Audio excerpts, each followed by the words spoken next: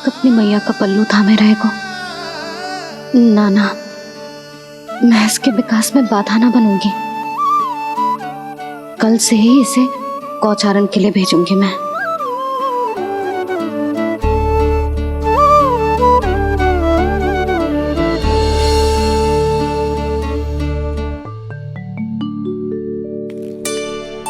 मैं तो कहता हूँ इससे उत्तम मूल्य यहाँ तो क्या पूरे मथुरा में नहीं मिलेगा। सुबह सुबह का समय है, व्यापार कर लो मेरे साथ। व्यापारी जी, हमें मथुरा के व्यापारी पे भरोसा ना है, तो हमें तो क्षमा करो।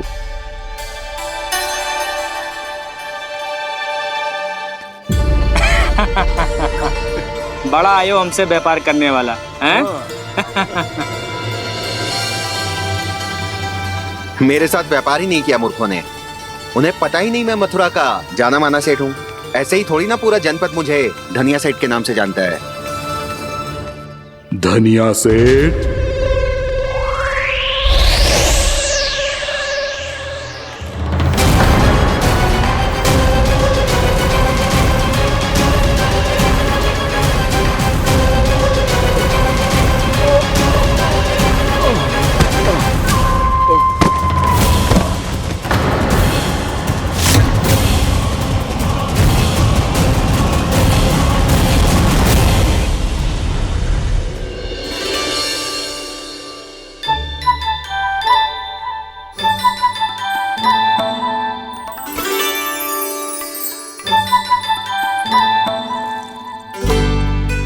तुझे कछु चाहिए ना?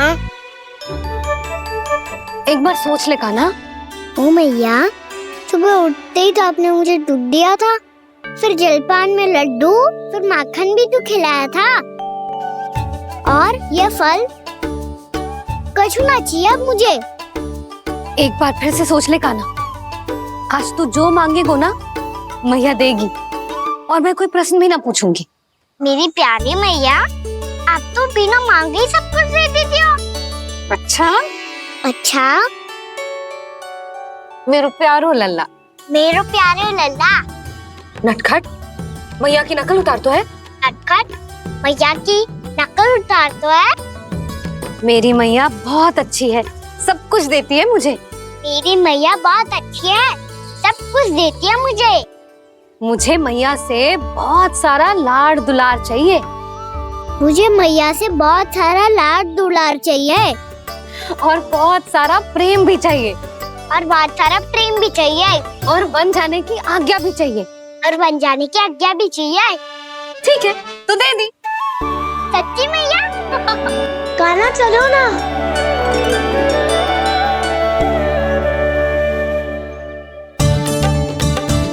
चल। रुक, अभी आई।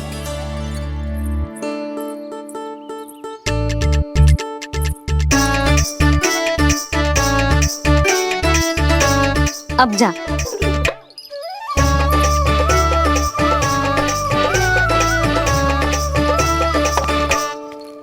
आज तो जाना ही पड़ेगा। कंस मामा ने अतिथि जो भेजा है वृंदावन में।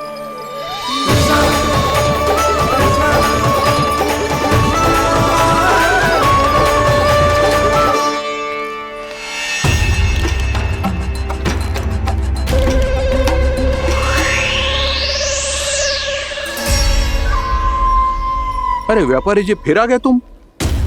हमने तुमसे कहा हमें तुम्हारे साथ व्यापार ना करनो है, तो फिर ना करनो है। बार बार आप स्वयं भी तंग हो रहे हो और हमें भी तंग कर रहे हो। आपको चाहिए क्या बताओगे? नंद भवन। हाँ? हाँ? नंद भवन? बस इतना ही जानना चाहता हूँ कि नंद भवन कहाँ है। सोचा इस गांव में आया हूँ तो नंदराज से मिल लूं। अच्छा, तो तुम फिर सीधे जाओ और सीधे जाके उल्टे मुड़ जाना, और फिर आगे से दाहिने दिशा में मुड़ जाना। जहां मार्ग समाप्त होगो वहीं सामने मिल जाएगा तुम्हें नंद भवन। अच्छा, धन्यवाद। सुनो, पर इस समय नंद जी घर पे ना है। मुझे तो उनके प्यारे पुत्र से मिलना है।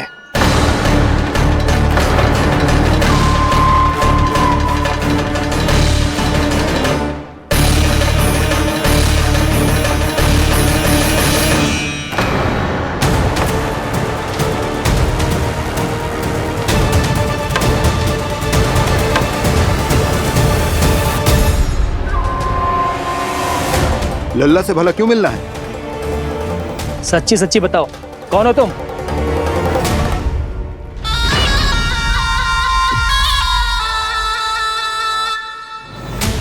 सच बताऊं? हाँ बताओ। हम वृंदावन वाले हैं। ना तो असत्य बोलना प्रिय है, ना सुनना। कछु तो गड़बड़ है तुम्हारे व्यवहार में। स्वयं बताओगे या हम बुलवाएं? अब सत्य ही सुनना चाहते हो तो सुन लो।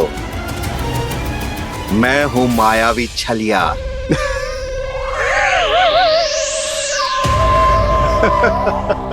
छलिया और तुम? तनिक अपना मुख तो देखो, चलिए ऐसा दिखतो है का? तो कैसो दिखतो है? जैसो भी दिखतो है, लेकिन ऐसो ना दिखतो। भानु, मैंने एक बात सुनो है कि चलते बीच मार्ग में अगर कोई छलिया मिल जाए तो उसे पीछे पलट के ना देखना चाहिए, ना तो छलिया के जाल में फंसने में क्षण भर भी समय ना लगतो है। सही सुना। अब पीछे से तुम दोनों का नाम पुकारूं तो मुड़ना मत।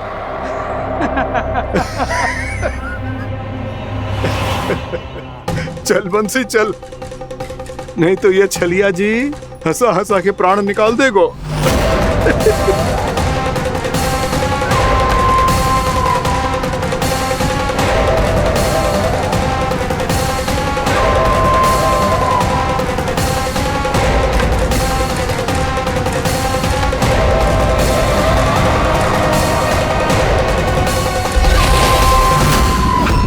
भानु,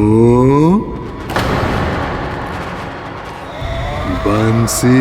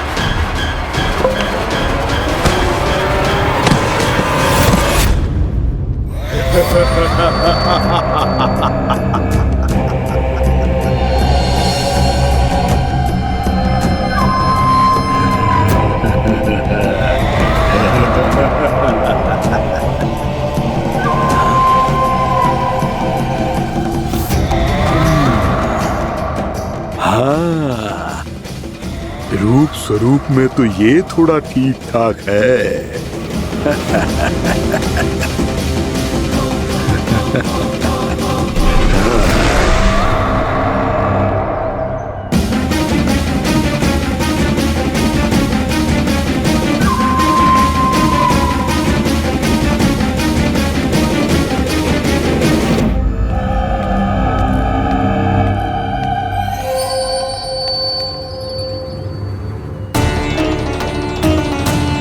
ये तो गाँव की ओर जा रहा है। गाँव वालों के प्राण संकट में पड़ जाएंगे। अरे शीघ्र करो, तुम सबके कारण पहले ही विलम्ब हो गए है आज। हाँ, मैं भी यही सोच रही थी, कहीं खाना गोचारण के लिए न चले गए हो। नाना मौसी ऐसे ना बोलो। हाँ तो फिर किसी दिन किसी कार्य में मन ना लगेगा।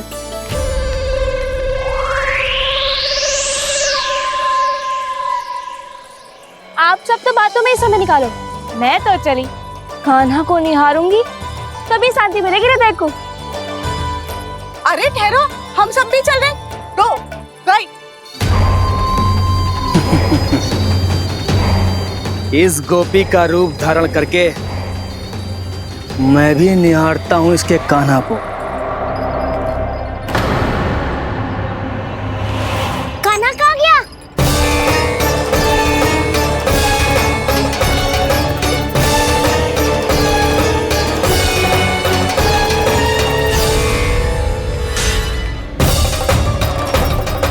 जानकी,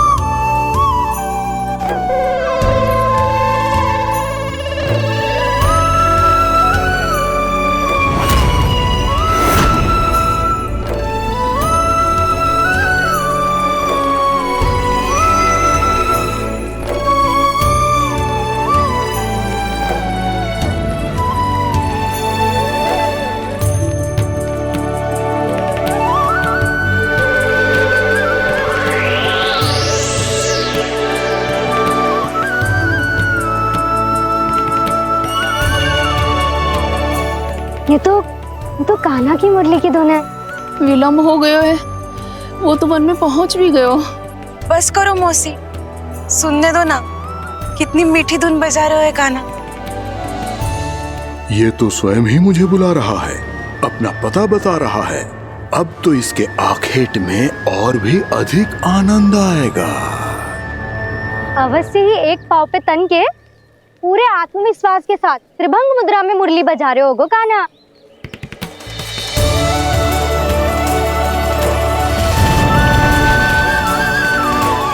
हाय, कितना सुरीला बजाता है।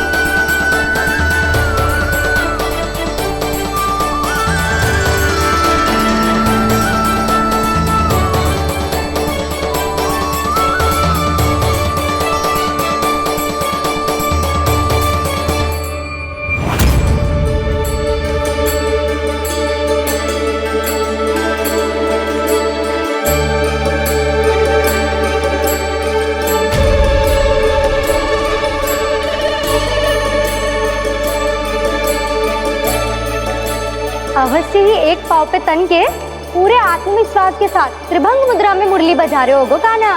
यहाँ तो सभी बालक एक पांव पर खड़े हैं, तो फिर इनमें से कृष्ण कौन है? अद्भुत प्रभु, जो छलिया सारे संसार को अपने छलावे में फंसाता है, आज आपने उसे ही फंसा दिया।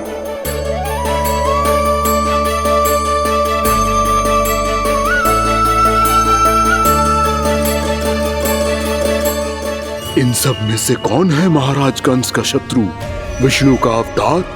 कैसे पहचानूं मैं उस कृष्ण को? प्रभु की धुन है ही इतनी मीठी, इतनी कर्णप्रिय कि असुर तो क्या, सारी सृष्टि ही यहां आकर थम जाए।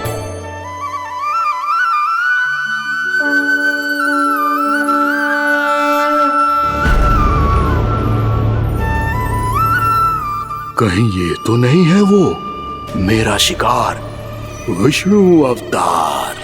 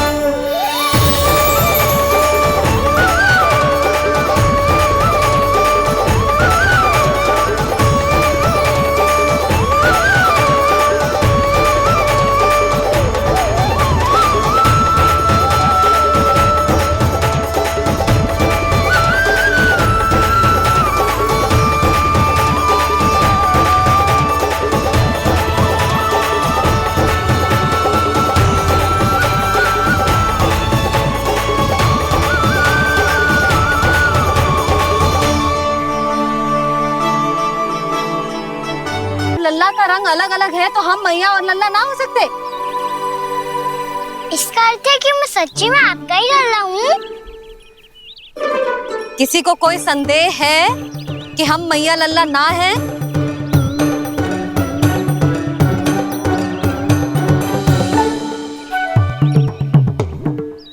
कोई संदेह है?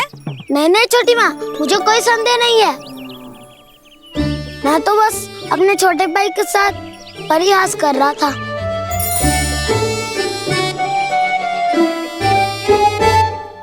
कान्हा, तू सदैव मेरा ही लल्ला था, मेरा ही लल्ला है और मेरा ही लल्ला रहेगा। समझ आई?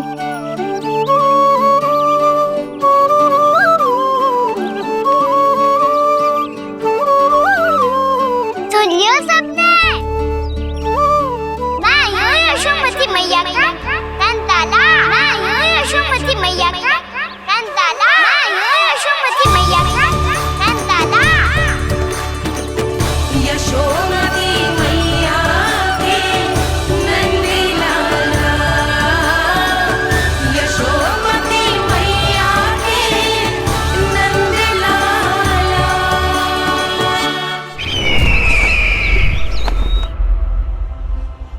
मैं हूँ यशोमती मैया का कंताला। मैं हूँ यशोमती मैया का कंताला। मैं हूँ यशोमती मैया का कंताला।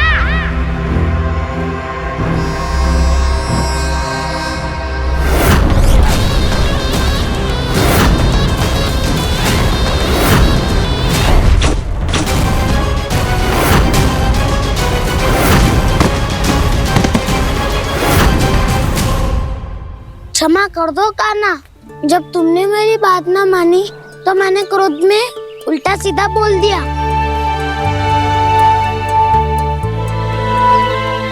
मैं तो बस यही चाहता था कि तुम फिर से बनाने लगो, फिर से बन जाओ अपनी गोपालक टोली के मुखिया।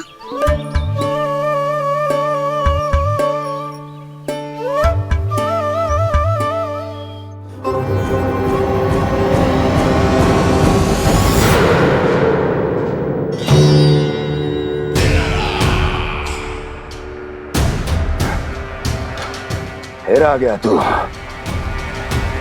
दुर्जन, प्रहरियों, आओ और इस बालक को बंदी गृह में डाल दो। सचेत होइए महाराज।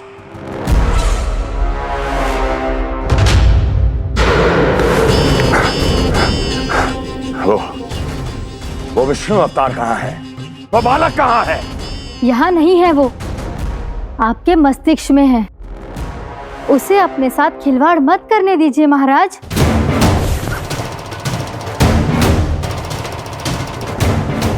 वो यही है, मैंने देखा है उसे।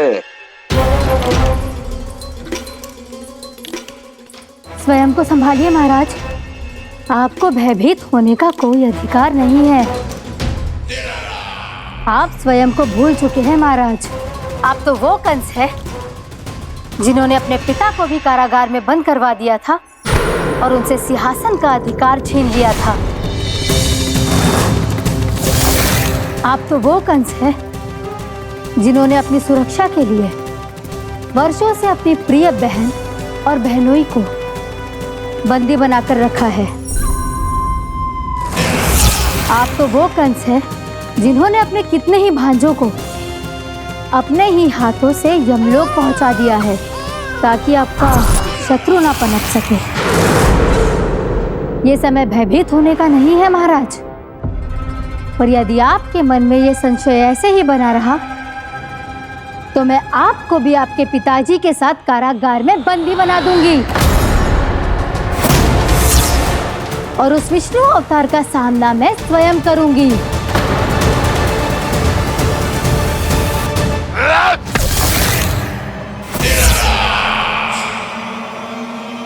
राजद्रोह का परिणाम जानती हो ना महारानी? यही क्रोध उसे दिखाइएगा महाराज। किसी ऐसे योद्धा को ढूंढ के लाइए जो उसका वध कर सके, और हाँ, किसी ऐसे योद्धा को खोज कर लाइए जो अब तक भेजे गए हर योद्धा से शक्तिशाली हो। यदि आप चाहें तो मैं इस कार्य में आपकी सहायता कर सकती हूँ महाराज।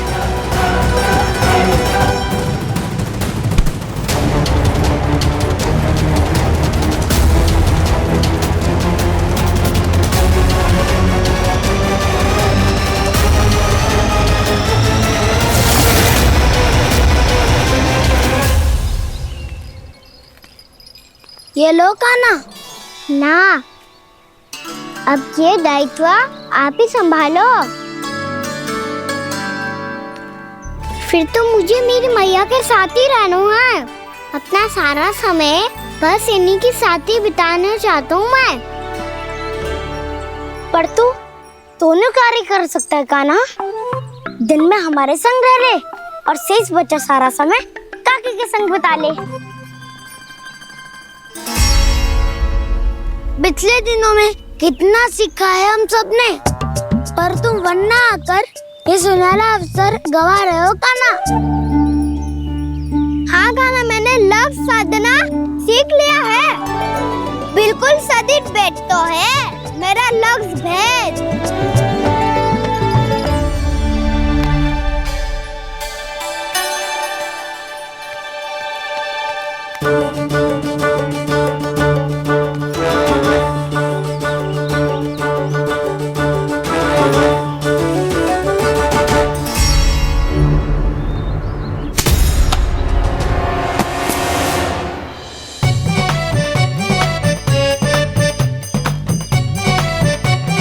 अरे वाह वसंता, तूने तो बहुत अच्छा लक्ष्य साधा है।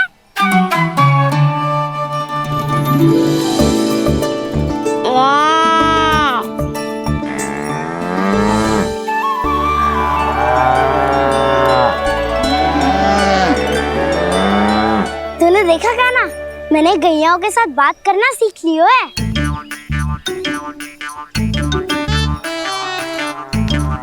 ये देख कान्हा,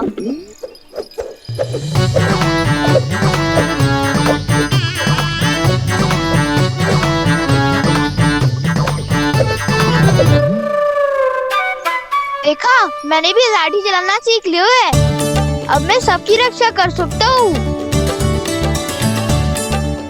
मैंने भी सीख लियो कि गैया की गिनती कैसे की जाती है।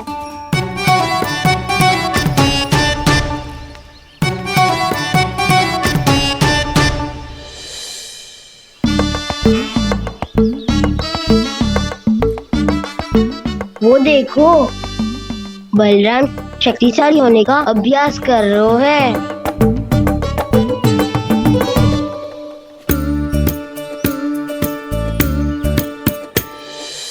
मैं तुम सबके लिए बात प्रसन्न हूँ।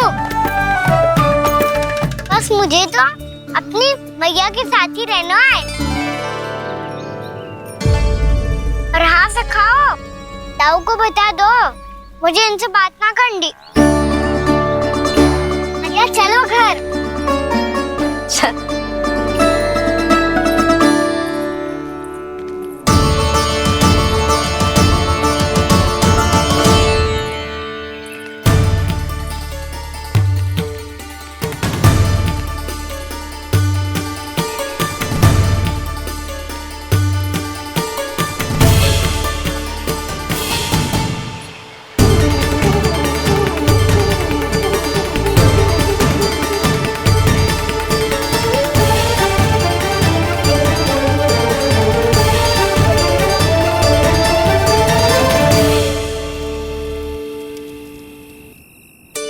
और हाँ से खाओ।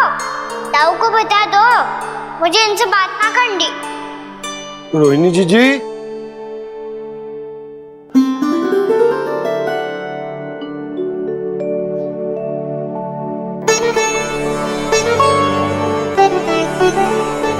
बलराम,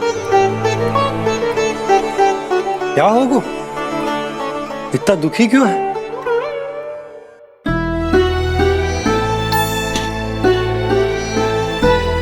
बलराम, क्या होगा? छोटे बाबा, इतने दिन हो गए कान्हा हमारे साथ आ ही नहीं रहा। लगता है मुझसे क्रोधित है, क्योंकि क्रोध में मैंने उसे कह दिया था कि वो आपका और छोटी माँ का पुत्र नहीं है। क्रोध कितना भी क्यों ना हो बलराम, हमें सदैव अपने शब्दों का प्रयोग सोच समझकर करना चाहिए। शब्द ना बाण की तरह होते हैं, यदि एक बार मुख रूपी धनुष से निकल जाए तो वापस ना आते।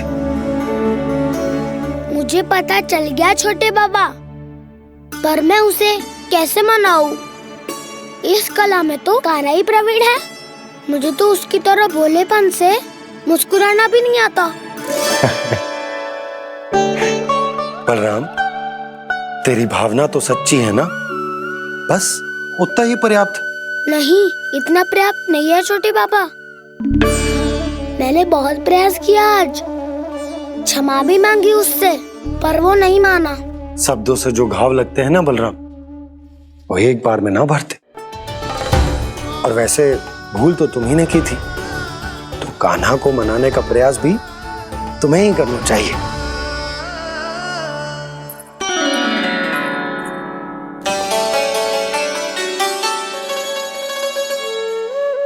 आज तूने अपने दाऊ से अच्छे से बात ना की, क्यों? दूध पीने के बाद अपने दाऊ के पास जा और ठीक से बात कर। मैं क्यों जाऊं मैया? उन्होंने मुझे कितना कछु बोला है। तेरे दाऊ की भावना तुझे दुख पहुंचाने की ना थी लल्ला। कब तक क्रोधित रहेगो? और वैसे भी वो है तो तेरे दाऊ ही ना। छोटा भाई है ना तुम्हारा, अच्छे से मनाएगो तो मान जाएगो। एक बार और प्रयास करके देखो। पहल करने से हम छोटे ना हो जाते लल्ला, और अपनों की भूल को हमें क्षमा कर देना चाहिए। ऐसे छोटी छोटी बातों को हृदय से लगाने से संबंध बिगड़ जाते हैं। समझ आई? आप सही कह रहे हो छोटे बाबा। बलराम का बल तो छोटे भाई से ही है। मैं अपने संबंध को और भी अधिक बलशाली बनाऊंगा। अरे कहाँ जा रहे हो? अरे मैं भी आ रहा हूँ। मैं अभी जाके उनसे बात करता हूँ।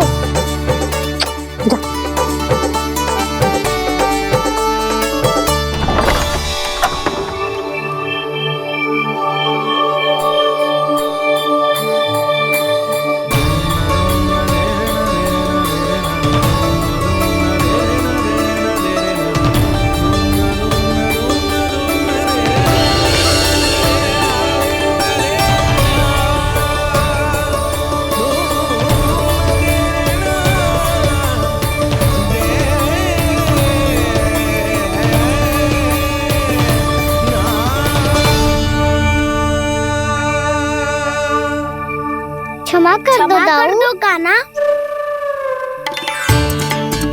आप तो पहले ही क्षमा मांगते हो क्या? पर तुम क्यों क्षमा मांग रहे हो? क्योंकि मैंने अपने दाऊ की आज्ञा ना मानी। नहीं कान्हा, मैया की आज्ञा मेरी आज्ञा से अधिक महत्वपूर्ण है।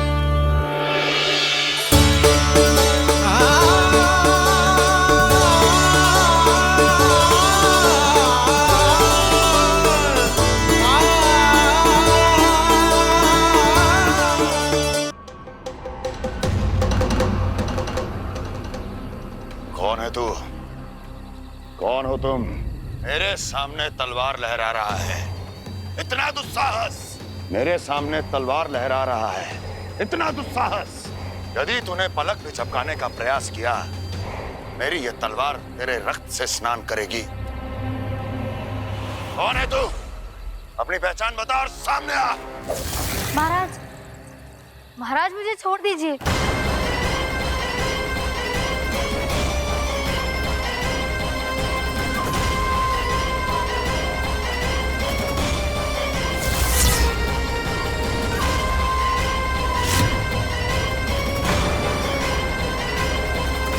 इसी क्षण अपने वास्तविक रूप में आ, अन्यथा तेरा ये शीश तेरे धड़ से अलग हो जाएगा।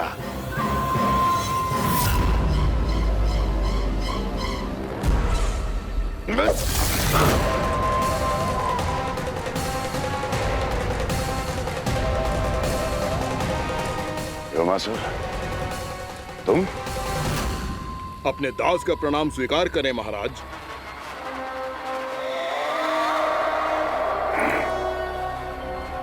अभी तुम्हारे प्राण ही ले लेता मैं। पर अब आप ऐसा कुछ नहीं करेंगे, क्योंकि अब आपके लिए उस विष्णु अवतार का प्राण लेगा ही।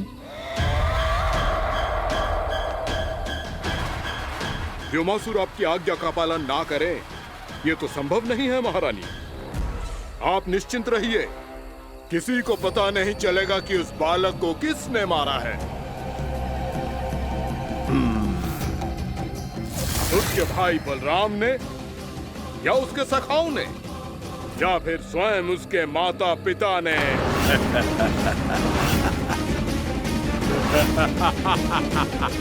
मुझे तुम्हारा ध्यान पहले क्यों नहीं आया व्योमासुर?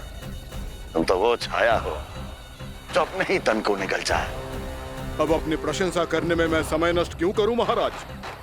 आपका कार्य हो जाएगा। मैं आज रात्रि ही निकल जाऊंगा वृंदावन के लिए। आज्ञा है।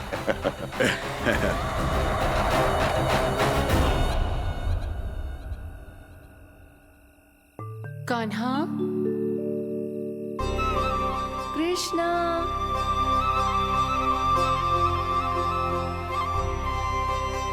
गोपाल। ना ना ना जी, ठीक ना।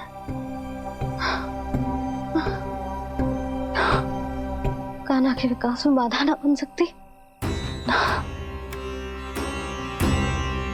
कान्हा, कृष्णा, गोपाल।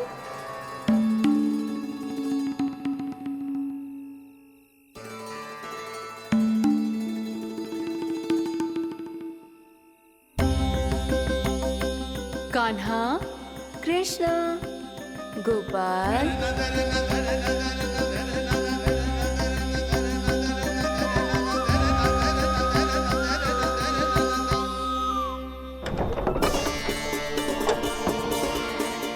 कान्हा, कृष्णा, गोपाल। कान्हा, कृष्णा, गोपाल।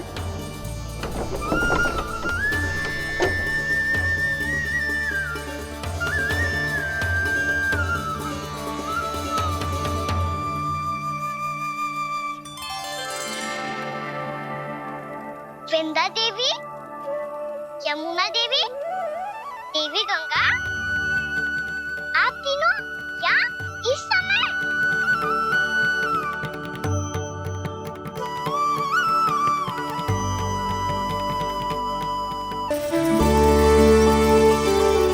अरे, इसी क्षण कार्य आरंभ करना आवश्यक ना है। कुछ खा तो लो। ना ना, अभी बिल्कुल भूख ना है। और हाँ भगवान, तुम्हें चिंता करने की आवश्यकता नहीं है। आज मैं किसी को भी 2 शब्द कहने का अवसर नहीं दूंगा।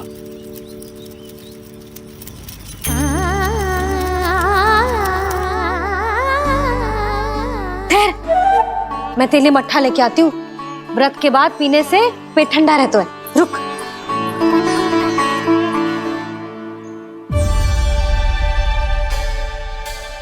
भक्तों ने अभी तक व्रत नहीं तोड़ा है, मैं कैसे तोड़ लूं?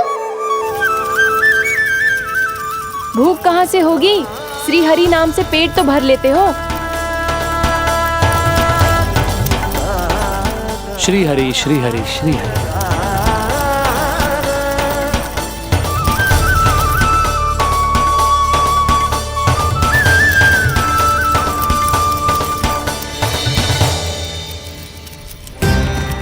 हरि हरि प्रभु हरि, हरि हरि प्रभु हरि, हरि हरि प्रभु हरि, हरि हरि प्रभु हरि।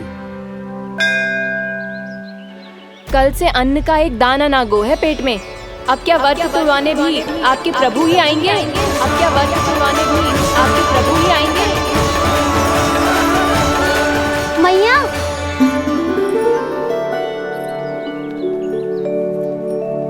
मैया पहले व्रत तोड़ के कच्चू खा तो लो। अभी ना, लौट के आने के बाद। हाँ,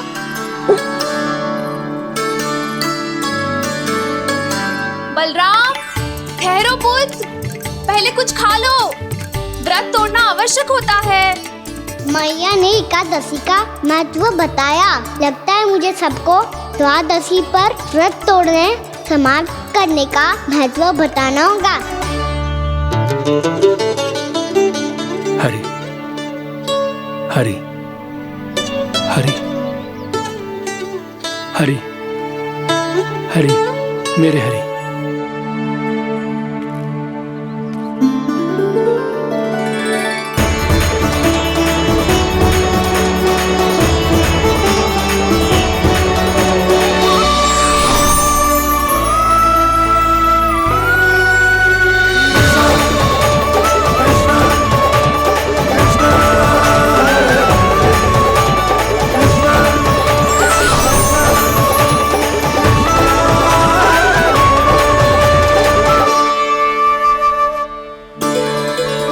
अभी अभी तो मैंने बच्चों की माँ को वचन दिया था कि आज किसी को शिकायत करने का अवसर ना दूंगा, और अब मैं प्रभु श्री हरि की कल्पना जसोमती रानी के लल्ला में ही करने लगा।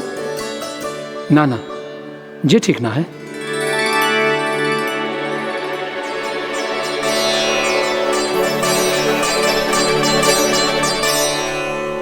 ठीक ही तो है, बिल्कुल सही पहचाना है आपने।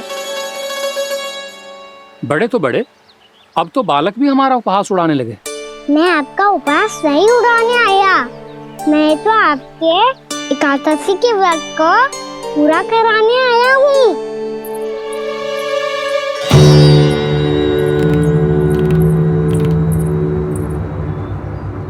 कान्हा,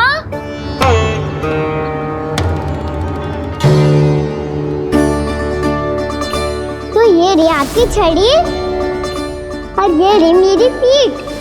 सेक देना ताकत तोड़। आज तो इसकी पीठ सेक के रहूंगी मैं। मैया घर पे भूखी मुझे ढूंढ रही होगी। लो, आज द्वादशी के दिन पहले प्रहर में भोजन करके अपना एकादशी का व्रत पूरा करो आप। धन्यवाद राजकुमार, पर अभी हमें भूख नहीं है। बहुत सारा काम पड़ा है, और अभी थोड़ी ही देर में शंकरी बहन भी अपनी मटकी लेने आती होंगी।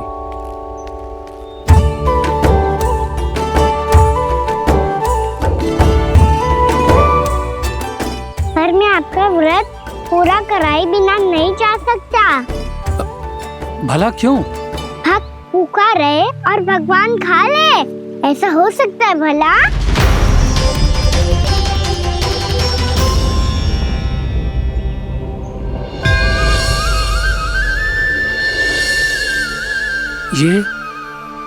ये कैसा भ्रम हो रहा है मुझे? मुझे लगता है अपना काम करना चाहिए। द्वादशी के पहले प्रहर में व्रत पूरा करना बहुत आवश्यक होता है। ना तो एकादशी का व्रत भी पूरा ना मानो जातो।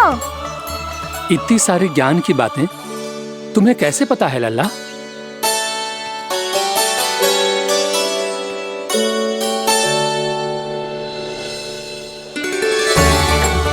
जैसे एकादशी की कथा होती है, वैसे द्वादशी की महिमा भी एक बहुत महत्वपूर्ण कथा है।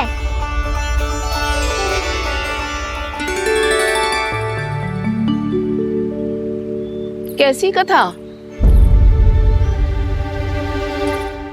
बिल्कुल सही समय पे आई हो आप, क्योंकि आपको ये कथा आपको अवश्य सुननी चाहिए।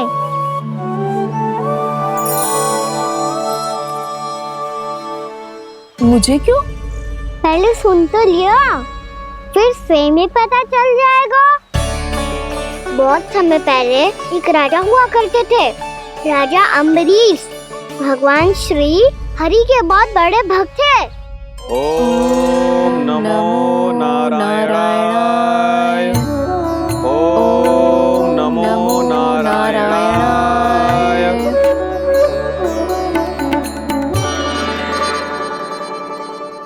नेक पुण्य के काम करते थे वो। अपनी पत्नी के साथ हरि का नाम जपते रहते थे। उन्होंने 12 माह एकादशी का व्रत करो निर्जल पास किया, और जब उनकी 12वीं एकादशी का व्रत द्वादशी के दिन तोड़ने का समय हुआ, तभी महर्षि दुर्वासा अपनी 100 शिष्यों के साथ उनके महल में पधारे।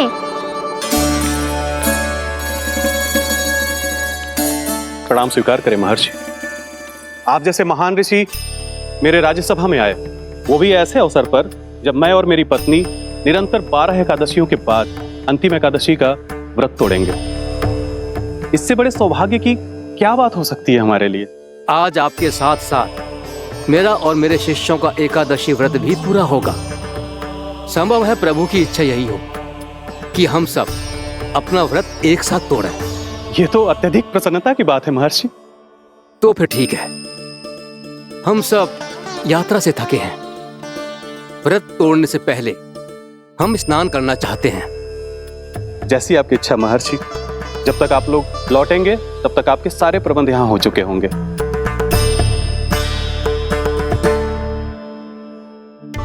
महर्षि दुर्वासा स्नान करने गए थे, पर उन्हें लौटने में विलंब हो रहा था, और इधर द्वादशी पर व्रत पूरा करने का मुहूर्त बीता जा रहा था। महाराज अम्बरीश बड़ी विरक्ता के साथ महर्षि दुर्वासा के लौटने की प्रतीक्षा कर रहे थे। महाराज, व्रत तोड़ने का मुहूर्त बीता जा रहा है। बस कुछ ही समय बचा है। महर्षि और उनके शिष्यों को लौटने में न जाने कितना समय लग जाएगा। मेरा सुझाव है कि आप मुहूर्त समाप्त होने से पहले व्रत अवश्य तोड़ लें। गुरुदेव, हमने महर्षि दुर्वासा को वचन दिया है कि जब तक वो लौटेंगे नहीं तब तक हम व्रत नहीं तोड़ेंगे।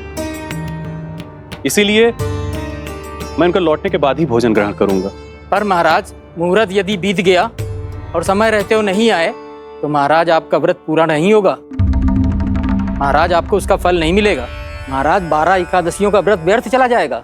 किंतु गुरुदेव, यदि मैंने भोजन कर लिया तो ये तो अतिथियों का अपमान होगा। आप उचित कह रहे हैं महाराज। भोजन के लिए उनकी प्रतीक्षा अवश्य कीजिए महाराज। पर मुहूर्त रहते हुए एक तुलसी का पत्ता और जल ग्रहण कर लीजिए। इससे आपका व्रत भी पूरा हो जाएगा और अतिथि का मान भी रह जाएगा। आपका सुझाव अच्छा है गुरुदेव।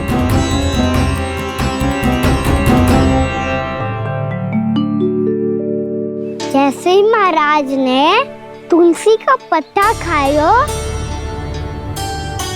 वैसे ही महर्षि दुर्वासा लौट आए। महाराज,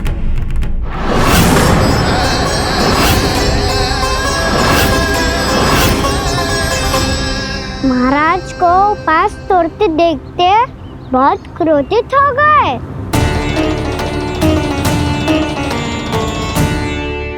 बहुत बड़े भक्त हैं आप, परंतु आप ये नहीं जानते अपने अतिथियों के साथ कैसा व्यवहार करना चाहिए। आपने हमें साथ भोजन करने का वचन दिया था, पर अपना व्रत क्यों तोड़ा आपने? महर्षि, मैंने भोजन नहीं ग्रहण किया। कहीं मुहूर्त न निकल जाए इस कारण मैंने एक तुलसी का पत्ता ग्रहण कर लिया। 56 भोग खाया हो या एक पत्ता, अपना व्रत तोड़कर अतिथियों का अपमान किया है, मेरा अपमान किया है। अब आपको दंड भोगना होगा ताकि आप सीख पाएं कि अतिथियों के साथ कैसा व्यवहार होना चाहिए।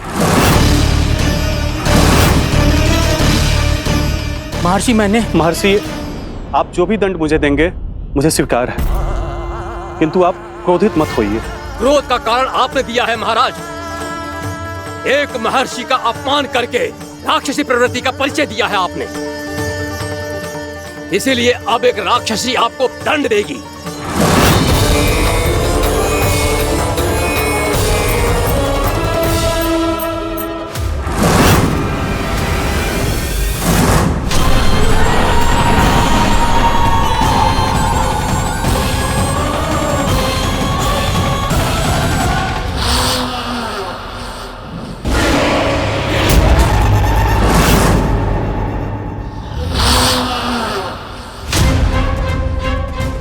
हे प्रभु, यदि मैंने सच में महर्षि का अपमान करने की भूल की हो तो मैं उसका परिणाम भोगने के लिए प्रस्तुत हूं। ओम नमो नारायणाय, ओम नमो नारायणाय नमः। महर्षि दुर्वासा को यह आभास ही नहीं था कि महाराज अम्बरीश ने उनका अपमान नहीं किया था। फिर भी उसे अपमान मान के वो श्री नारायण के भक्त पे संदेह कर रहे थे। मैंने भी तो भोला राम की भक्ति पे संदेह किया था। हे नारायण, ये क्या पाप हो गया मुझसे। संदेह किसी अपमान से कम ना हो तो, और भगवान सब सह सकते हैं, पर उनके प्रिय भक्तों का अपमान सहन ना कर सकते। इसीलिए उन्होंने हस्तक्षेप करने का निर्णय लिया।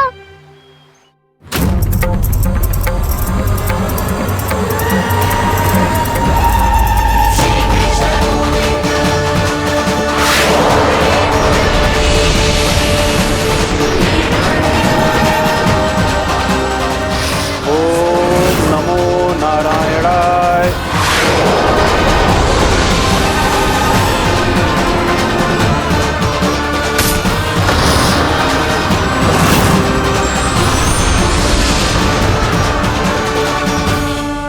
और फिर भगवान का वो सुदर्शन चक्र महर्षि दुर्वासा के पीछे पड़ गया। ये चक्र तो मेरी ओर बढ़ रहा है।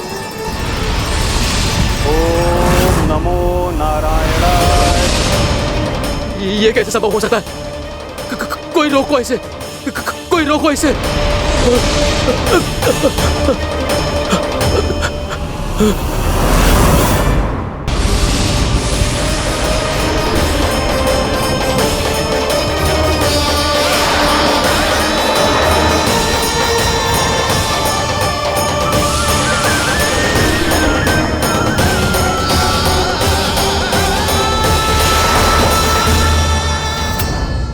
चक्र से अपने प्राण कैसे तैसे बचाते बचाते महर्षि दुर्वासा ब्रह्मलोक जा पहुँचे। ब्रह्मदेव, रक्षा कीजिए ब्रह्मदेव, सहायता कीजिए, मुझे बचाइए ब्रह्मदेव, रक्षा कीजिए। ये सुदर्शन चक्र मेरे प्राणों के पीछे पड़ गया है, मुझे बचाइए ब्रह्मदेव, मुझे बचाइए। महर्षि, मैं चाहकर भी आपकी सहायता नहीं कर सकता। ऐसी स्थिति में यदि कोई कुछ कर सकते हैं तो वो है सुदर्शन चक्र के स्वामी विष्णु, क्योंकि सृष्टि में केवल वही है जो इसे नियंत्रित कर सकते हैं। वो ही इसे वापस लौटने का आदेश देकर आपके प्राणों पर छाए हुए संकट को दूर कर सकते हैं। किंतु हां, मैं सुदर्शन चक्र से इतना अवश्य कहूंगा कि जब तक आप विष्णु लोक में पहुंच नहीं जाते, वो आपको किसी भी प्रकार की हानि ना पहुंचाए। आपका बहुत बहुत धन्यवाद, आपकी सदा ही जय हो।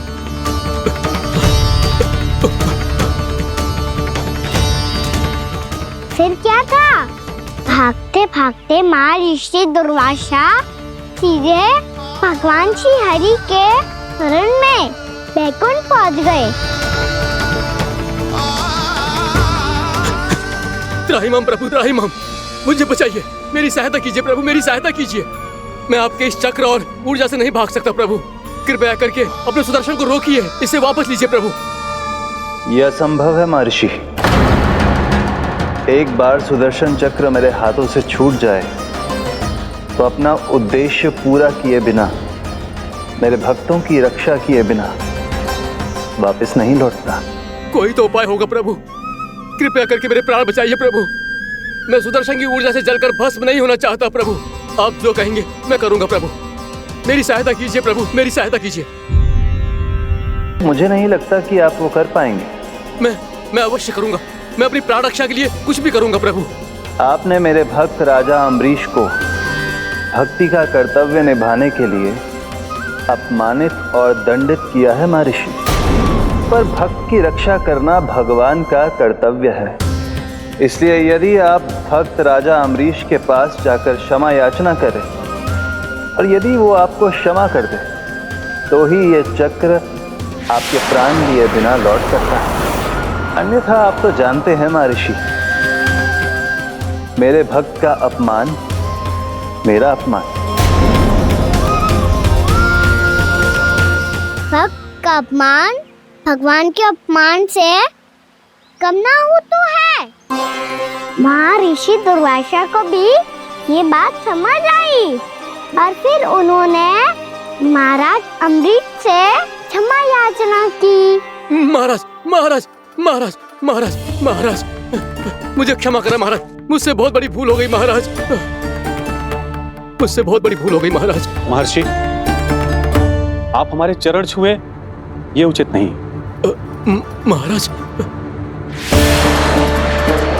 महाराज अम्बरीश, आप नारायण के सच्चे भक्त हैं। मैंने आपको अपमानित किया, दंडित करने का प्रयास किया महाराज। इस अपराध के लिए मुझे क्षमा कीजिए महाराज, और इस सुदर्शन चक्र से मेरे प्राण बचाइए महाराज।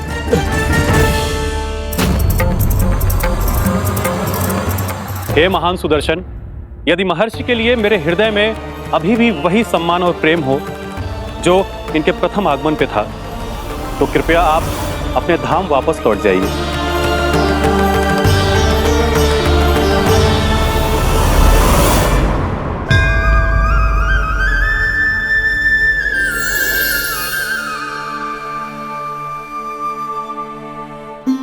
आपका बहुत बहुत धन्यवाद महाराज अम्बरीश। मैं आपको आशीर्वाद देता हूं कि आप देवराज इंद्र के समान शक्तिशाली हों। आपकी कीर्ति का पताका 10 दिशाओं में फहराए। मेरी बस एक ही इच्छा है महर्षि कि मैं आपके साथ अपना उपवास तोड़ सकूं। अवश्य महाराज, हम सब भोजन आपके साथ करेंगे और अपने आप को नारायण की सेवा में अर्पित करके व्रत को पूरा करेंगे, क्योंकि आज जो यहाँ हुआ है उससे सिद्ध हो चुका है कि एकादशी व्रत का फल द्वादशी की सुबह भोजन करने से ही प्राप्त होता है। इस कथा से हमें पता चलता है कि सभी को द्वादशी के सुबह भर पेट भोजन करके एकादशी का व्रत पूरा करना चाहिए। और दूसरी बात, भगवान की सच्ची भक्ति अपमान कभी ना करना चाहिए। उनके साथ सदैव प्रेम से व्यवहार करना चाहिए। यही भगवान को सबसे अधिक प्रिय है। भैया भोलाराम, मैंने भी श्री हरि पे तुम्हारे विश्वास का उपहास उड़ाया था, मुझे क्षमा कर दो। ना ना, आप क्षमा मांगकर मुझे लज्जित मत करो। आप तो मेरी बहन जैसी हैं। जब महर्षि दुर्वासा जैसे महान ऋषि को भी प्रभु के भक्त से क्षमा मांगनी पड़ी, तो मैं तो बहुत ही तुच्छ हूँ। मुझे आपकी किसी भी बात का बुरा ना लगा। पर पता है प्रभु को कौन सी बात सब भूला रखता है? कौन सी बात? जब उनका भक्त भूखा रहे, समय पे अपना व्रत पूरा ना करे। और जैसा कि आप सभी ने अभी कथा से सीखो है, एकादशी के व्रत को द्वादशी की सुबह अवश्य पूरा करना चाहिए। अब आप जाओ, अपना व्रत पूरा करो।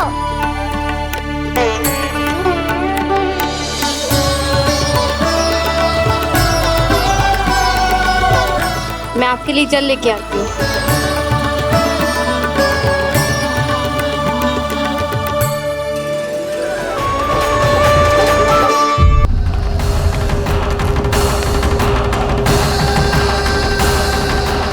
आप तो मेरी प्रतीक्षा में पहले से ही खड़े हैं यमदेव। तब तो आपने मेरी चुनौती के बारे में भी सुना ही होगा। कहिए, क्या उत्तर है आपका? मेरा स्वागत करके अपना राज्य त्यागेंगे या मेरा सामना करके अपने प्राण? हे असुर श्रेष्ठ, मैं आपकी अधीनता स्वीकार करने के लिए तैयार हूं। बस एक विनती है मेरी। शर्त को विनती का नाम देकर पहलाना चाहते हो मुझे यमराज? असुर राज मूरा के सामने शर्त रख पाओ, इतना सामर्थ्य नहीं है तुम में। इसका आभास है मुझे असुरराज, पर मैं आपकी अधीनता स्वीकार करूं इससे पहले आपको स्वामी धर्म का पालन करना होगा। मेरे पुराने स्वामी के क्रोध से मेरी रक्षा करनी होगी आपको। कौन है तुम्हारा पुराना स्वामी? भगवान श्री नारायण।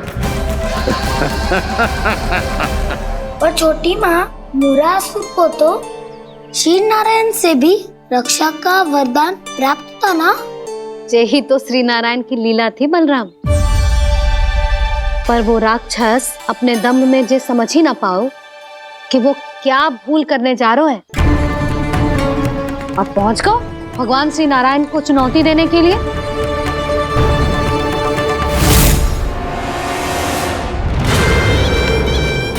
वहीं ठहर जाओ असुर राज मूरा।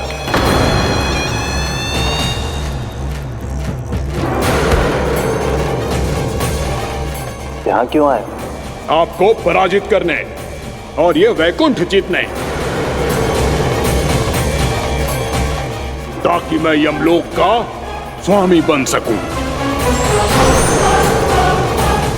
फिर आओ, युद्ध भूमि में मेरा सामना करो।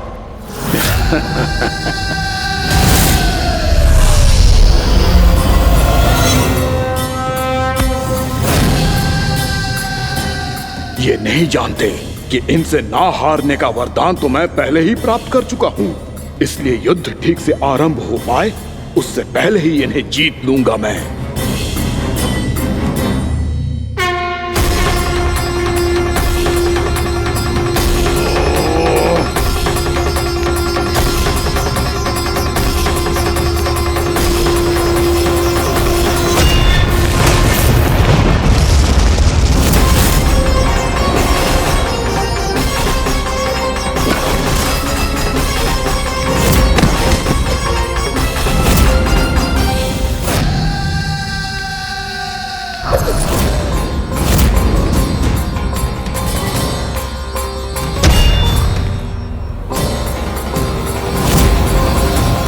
और इस प्रकार जे युद्ध वर्षों वर्षों तक चलता रहो। दोनों योद्धा पूरे ब्रह्मांड में अनेक अस्त्रों शस्त्रों के साथ युद्ध करते रहे।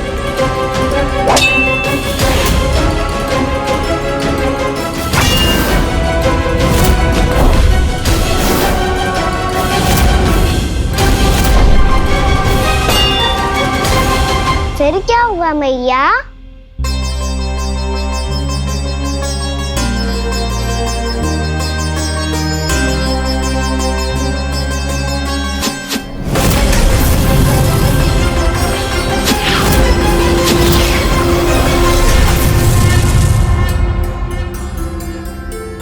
उस युद्ध को कभी समाप्त हुआ हो, पर कैसे? शीघ्र ही वो राक्षस थक गौ लल्ला।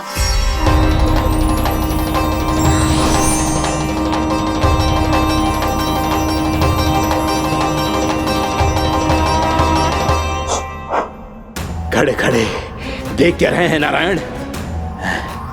आक्रमण कीजिए, वध कर दीजिए मेरा।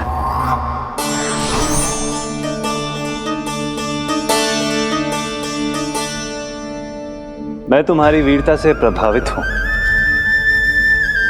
इसीलिए इतनी थकान की स्थिति में मैं तुम जैसे वीर पर आक्रमण नहीं करूंगा। जाओ विश्राम करो। यदि फिर से युद्ध करने की इच्छा हो तो तुम्हारा स्वागत होगा।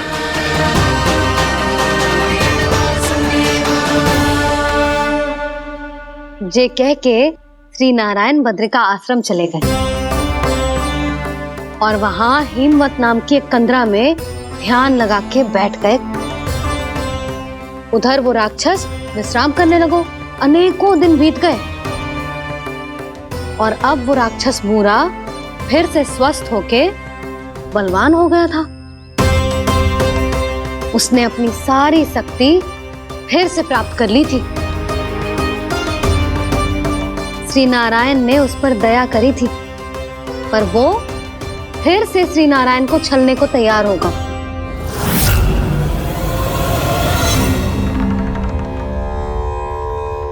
ध्यान में बैठे बैठे श्री नारायण योग निद्रा में चले गए, पर दुष्ट मूरा इसी अवसर का लाभ उठा के उनकी कंदरा में घुस आयो, ताकि वो सोते हुए श्री नारायण पे आक्रमण कर सके।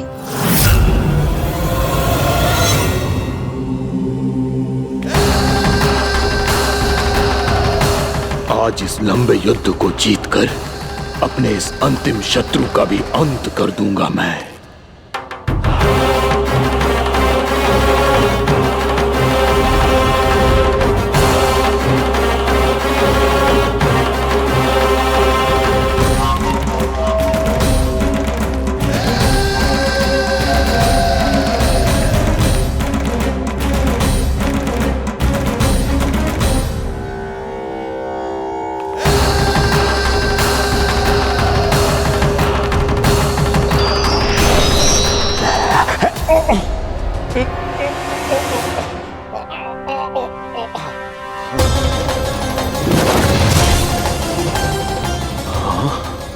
दुष्ट राक्षस, प्रभु ने तुझ पर दया की, तुझे संभलने का अवसर दिया। तू इन्हीं पर ही छल से वार करने चला है।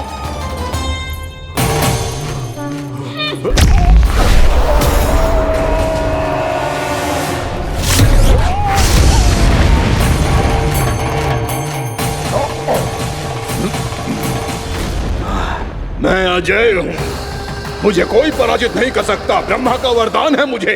तूने नारायण से अपराजय होने का वरदान मांगा था मूर्ख, उनकी शक्ति से नहीं। ध्यान से देख, मैं तेरी मृत्यु हूँ, मृत्यु।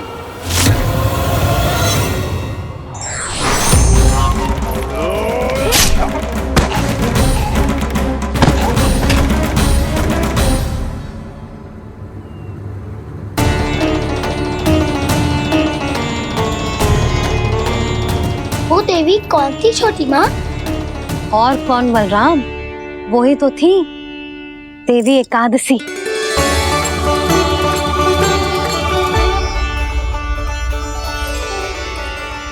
मुझे क्षमा कीजिए प्रभु, आपकी आज्ञा के बिना ही युद्ध करके आपके शत्रु को मृत्यु के घाट उतार दिया। क्षमा नहीं, आपकी तो प्रशंसा होनी चाहिए देवी। असुर राज को मारकर आपने सभी देवताओं को मुक्त करवाया है। इस पापी के अहंकार से तीनों लोकों की रक्षा की है आपने। आप एकादशी की तिथि पर मेरी एकादश इंद्रियों से उत्पन्न हुई हैं। इसीलिए मेरे सभी भक्त आपको उत्पन्न एकादशी के नाम से जानेंगे। सभी तिथियों में आपका स्थान सर्वश्रेष्ठ होगा।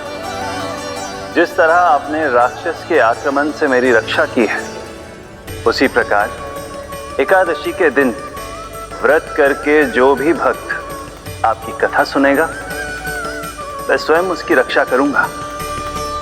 जो आपकी पूजा करेगा उसे मेरी विशेष कृपा प्राप्त होगी और उसके साथ साथ उसे मिलेगा धन, सिद्धि और मोक्ष।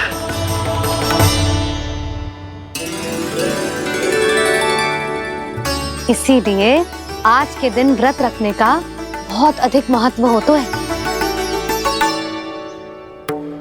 बोलो एकादशी मैया की जय। बोलो श्री नारायण भगवान की जय।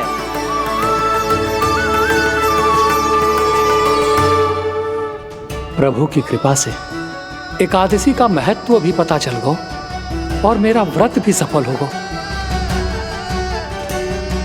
अब भी नहीं भूला रहा, एकादशी का व्रत पूरी तरह तभी सफल होता है जब द्वादशी के दिन उसे पूरा किया जाता है।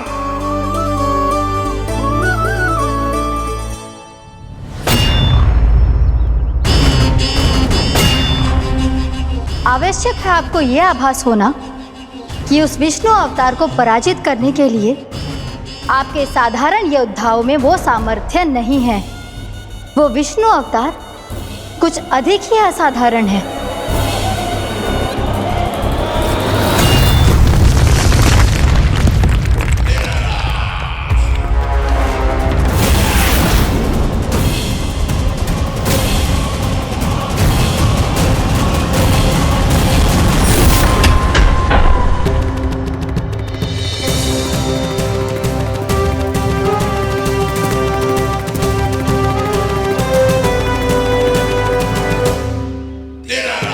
अब मैं दिखाऊंगा उस विष्णु अवतार को असाधारण शत्रु क्या होता है।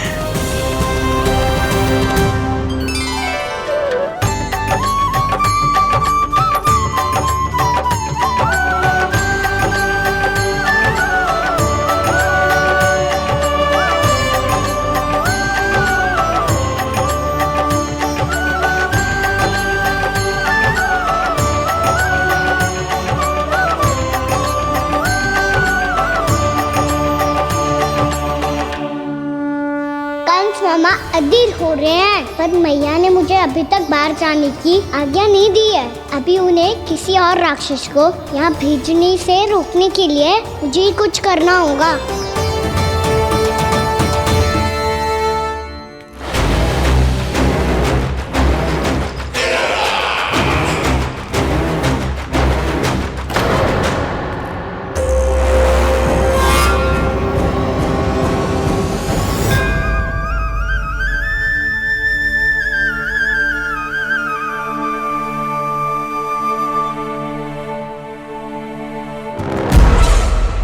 कौन हो तुम? बचपन से ही मुझे मारने का सपना देख रहे हैं, फिर मुझे ही नहीं पहचानते।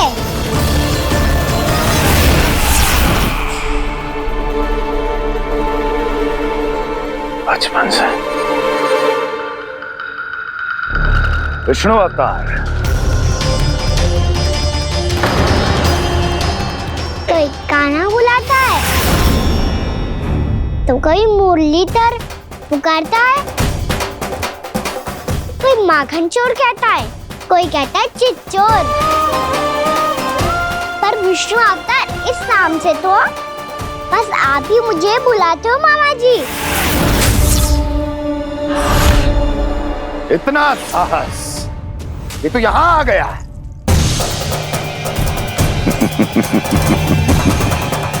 यहाँ आ तो गया तू विष्णु अवतार, किंतु यहाँ से जीवित नहीं जाएगा।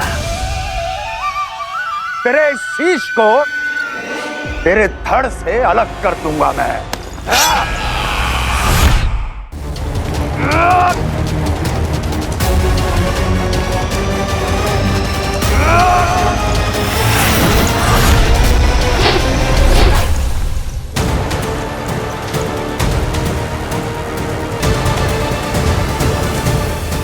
कहाँ देख रहे हो मामा जी? मैं तैयार हूँ।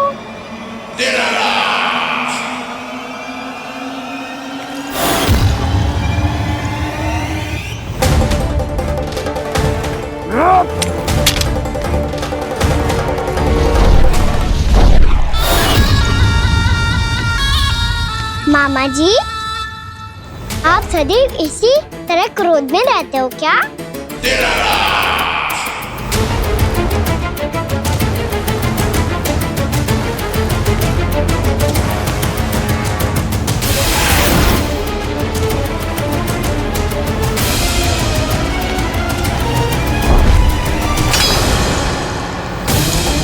छोड़, छोड़ मेरी तलवार को। छोड़ो तो तब जब पकड़ा हूँ।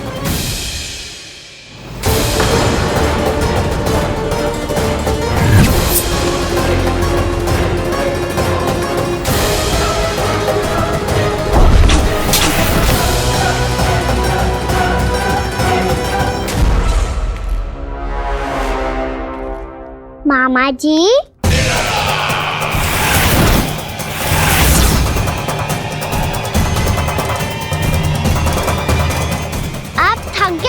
थोड़ा विश्राम कर लो। आपका का तो पता नहीं, मैं अवश्य से थक गया हूँ।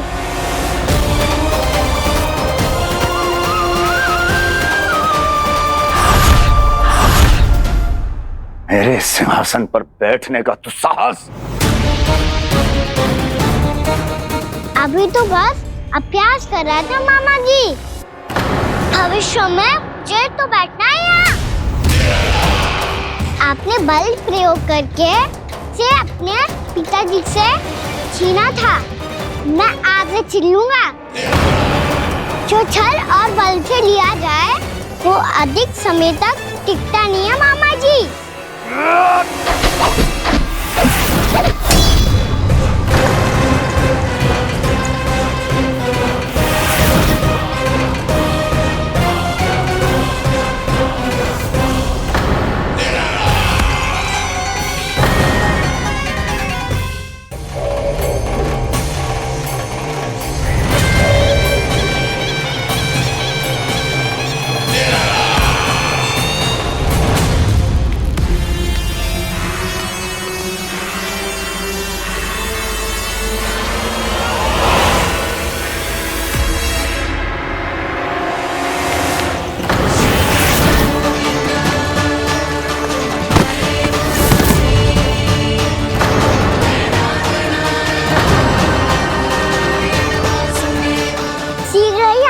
सिंहासन छोड़ना होगा।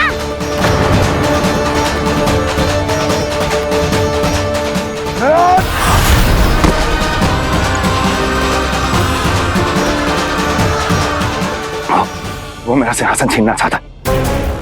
वो आ रहा है, वो आ रहा है। सैनिकों! दुर्जन, बंद कर दो सभी द्वार और झरोखे, सब के सब। इसकी हर संभावना पर इतना कड़ा पहरा बिठा दो कि ना तो कोई महल के भीतर आ सके, ना कोई बाहर जा सके। मुझे महल की चप्पे चप्पे की सूचना चाहिए। जाओ।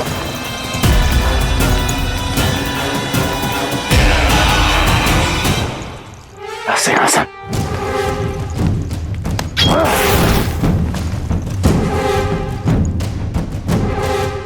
अब आ, दुष्ट मायावी, ए छलिया विष्णु अवतार, मैं कंस तेरी प्रतीक्षा कर रहा हूँ। देखता हूँ मेरे सिंहासन पर कैसे बैठता है तू। मुझे तो बस कुछ समय चाहिए था, वो मिल गया। अब करते रहिए आप प्रतीक्षा।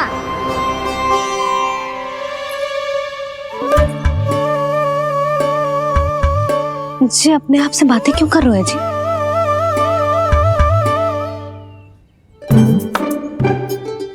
आप मुस्कुरा क्यों रहे हो? ना कछु ना। बताओ क्यों मुस्कुरा रहे हो? तुम ही पर गए हैं जी। जब तुम व्रत करती हो तो तुम भी ऐसा ही करती हो। इसी प्रकार भूख अधिक लगने पर अपना ध्यान भटकाने के लिए स्वयं से ही बड़बड़ाती रहती। होगा। आपको तो बस मेरा उपहास उड़ाने के लिए बहाना चाहिए।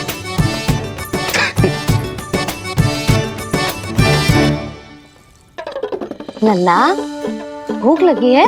ना मैया, व्रत करे तो भूख कैसे लगेगी?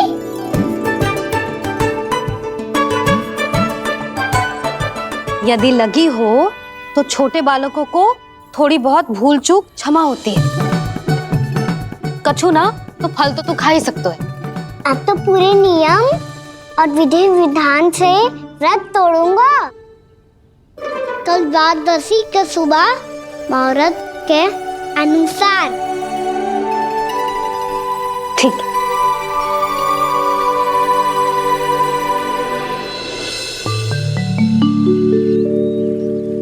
लल्ला, एकादशी समाप्त हो गई है, द्वादशी लग गई है। अब तू व्रत तोड़ सकते है। भोजन कर ले। ले।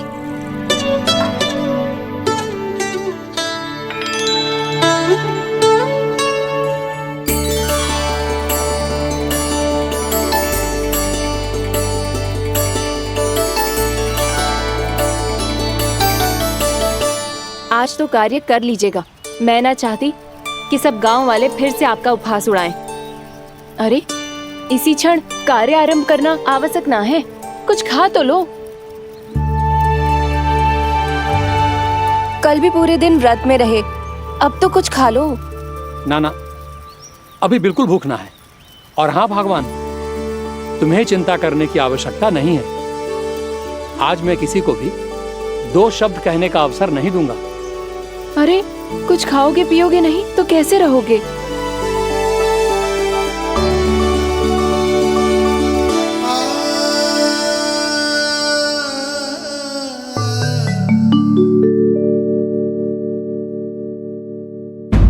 और अब इसे पूरी करने में मुझे आपकी सहायता की आवश्यकता है।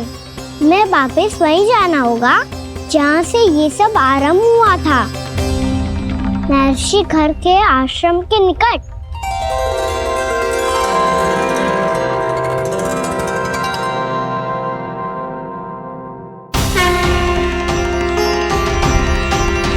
अभी क्षण भर पहले ही तो मैंने इन सबको वहां से लुप्त किया था। जिन्हें आपने क्षण भर पहले लुप्त किया था, पिछले 1 वर्ष से वो सब यहीं हैं।